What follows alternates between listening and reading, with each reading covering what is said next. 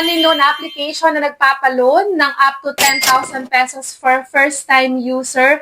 At kung ikaw nga ay unemployed, ikaw ay estudyante pa lang or retired na, is pwedeng-pwede ka pa rin makapag-loan dito. Don't worry, basta make sure lang na meron kang isang valid ID. Dahil isang valid ID lang kailangan, ay pwede ka na makapag-apply. Hello mga ka-London! Loan dito, loan doon. Panibagong araw, panibagong online loan application na naman ang ating pag-uusapan at re-reviewin. Tara, samahan niyo akong alamin kung ito na bang magiging solusyon sa pera problema natin. At kung bago ka lang sa channel na ito, ay huwag mong kalimutang mag-subscribe at i-click ang notification bell para lagi kang updated sa mga susunod pa nating mga videos. Ayan nga, pera na naman ang usapan natin dahil everyday nangangailangan tayo ng pera. Kaya naman pag tayo ay nagigipit, karaniwan ngayon sa mga online loan application talaga tayo kumakapit. At syempre, dahil no choice na nga tayo is madalas napipilitan pa rin tayo mangutang sa mga online loan application. Kaya naman, ngayong araw nga ay meron na naman tayong pag-uusapan at re-reviewing OLA na sana ay makatulong sa atin sa oras ng pangangailangan. Dahil sabi nga nito sa kanyang ads, for first-time user, ang pwede niyang ibigay na credit limit is up to 10,000 pesos. Pero tayo ay hindi na nga baguhan sa mga online loan application na yan, kaya naman yung 10,000 pesos na yan ay medyo questionable for first-time user kung talagang ibibigay ba sa atin yung ganyang kalaking credit limit. Alam naman natin, madalas yan, 2,000, 1,000, or 500 pesos pa nga ibinibigay sa atin, lalong-lalo na kung first time pa lang tayong maglo-loan sa kanila. At bukod nga dun sa 10,000 na pinakita niya sa ads na pwede nating ma-loan sa kanya is meron pa itong 120 days na loan term. So, ibig sabihin, up to 4 months yung ating pagbabayad dito sa OLA na ito. So, eto nga is pasok na pasok dun sa hinahanap natin para masabi natin legit ang sa online loan application. Syempre, una yung credit limit na ibinibigay, lalong-lalo for first-time user. Next, syempre yung interest and yung service fee na mababawas dyan or madadagdag dun sa ating amount na ilo-loan at syempre yung loan term. So, tayo kino-consider natin yung mas mahabang loan term dahil kaya nga tayo nangungutang dahil wala naman tayong agad ibabayad dyan. At alam ko, marami sa inyo nagtatry mag-loan sa mga online loan application at marami din ang nare-reject sa kanilang application.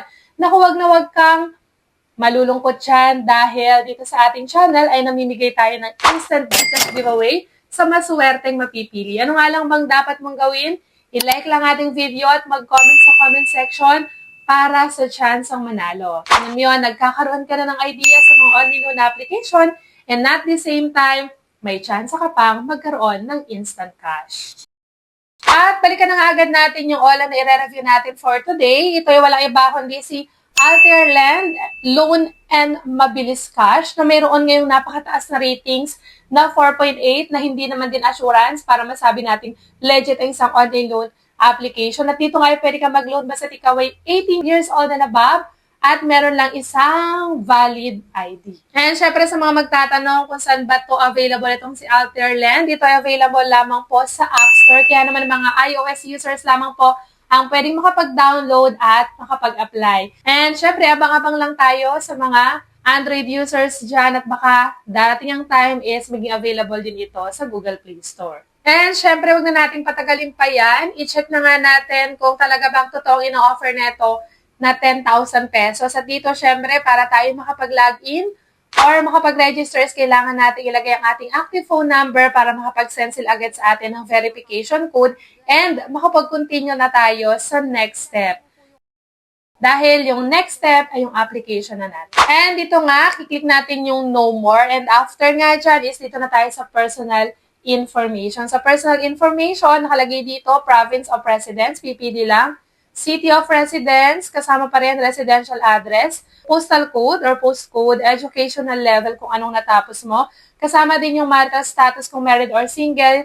Yung email address natin dapat active at nakaka-receive ng messages dahil dyan sila magsasend sa atin ng update sa ating application. And dito naman sa work information, so dito nakalagay ang company name, company address, company phone number, kasama din dito yung profession. Dito nga sa profession, sabi ko sa inyo, kahit kayo ay student pa lang, kahit kayo ay unemployed, self-employed or retired na, is pwede kayong makapag-apply dito. And syempre dito tatanungin kanila kung gaano ka nakatagal sa iyong trabaho, and then yung payday and monthly salary or monthly income mo. At baka nga dyan kasi nila i-base kung magkano ang ibibigay sa iyong credit limit. At dito nga sa may credit standing, so tatanungin ka nila dito kung meron ka bang existing loan. So, pwede mo ilagay dito ay no. Pero syempre, kung ilalagay mo kasi dito ay yes at kasalukuyan kang meron ngayong loan, ay baka medyo maka-apekto yon sa approval ng ating application. So, mas safe na siguro ilagay natin dito is no loans.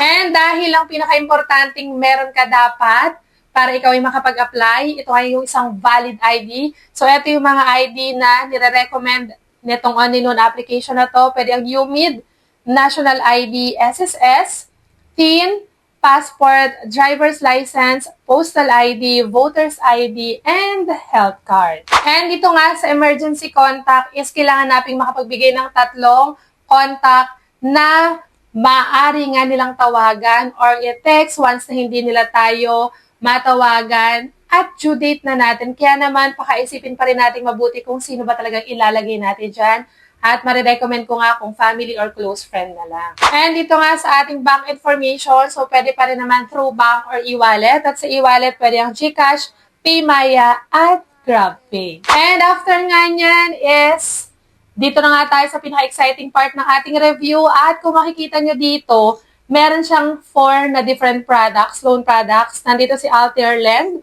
nandito si Cashwave, nandito din si Loanbox, Peso Bright, and dito nga, pare-pareho lang sila ng ino-offer, which is from 700 pesos to 30,000 pesos. Pero kanina, sa ads niya, pinakita sa atin na yung offer daw niya for first-time user is up to 10,000 pesos. And, ayan na nga, after nating i-click si Altair Lend, eto na nga yung binigay sa ating loan details at credit limit. So, dito makikita natin na 10,000 pesos nga ang ino-offer niya. At today nga is February 1, 2026. Ang due date daw natin is June 1, 2026. So, sabi ko kanina, meron siya 120 days, which is pinapakita naman talaga niya dito na 4 months to pay daw yung kanyang ibibigay sa ating credit limit na 10,000 pesos. At ang loan term nga is 120 days.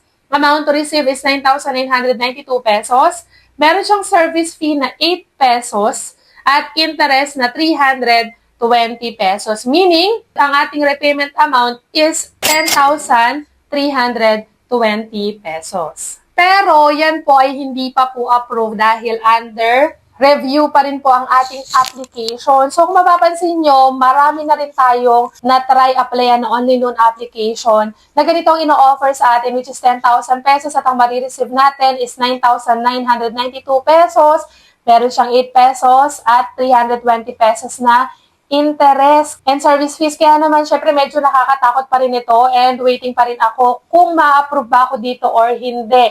Medyo nakakaba kasi mas okay na yatang ma-disapprove ako kaysa ma-approve dahil sa mga last na naging application ko, yung 10,000 pesos na ino-offer niya, ang marireceive mo na lang is 6,000 pesos. Napakalaki po ng kanyang service fee at interest. At kung ikaw nga ay nakapag-try na rin dito kay Altair Lend, please pakilagay po sa comment section kung ano ba ang naging experience mo dito para naman magkaroon ng idea yung ating mga viewers. And nakakatuwa lang sa ating comment section no, may nababasa ako dun sa mga na-review natin recently na meron doon approve agad na 4,000 pesos, which is kung nakatulong yun sa kanya, lalong-lalo na sa oras ng kanyang pangailangan, is nakakatuwa naman dahil dito sa ating channel ay nakakapagbigay tayo ng mga reviews na nakatutulong sa mga viewers natin. At dito na nga lang muna natatapos ang ating review ngayong araw. Hanggang sa muli mga ka-London! Bye-bye!